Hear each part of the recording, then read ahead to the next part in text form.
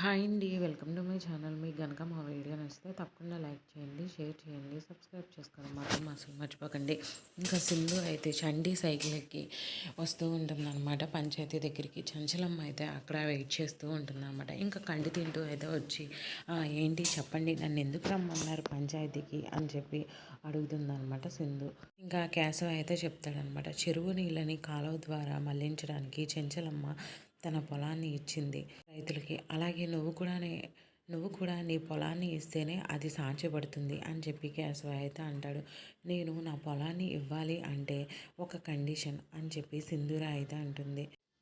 చెంచలమ్మ గారు, నన్ను నా భర్తని క్షమించాలి. అలా అనగానే అందరూ ఒక్కసారిగా షాక్ అయిపోతారనమాట. ఇంకా చెంచలమ్మ గారు, నన్ను క్షమించినట్టు నాకు అనిపించాలి అంటే నన్ను నా భర్తని తన ఇంట్లోనే ఉంచుకోవాలి. అలా చెప్పంగానే ఒక్కసారిగా అందరూ షాక్ అవుతారు. కోపంగా చూస్తుంది చెంచలమ్మ అయితే. Thank you for watching.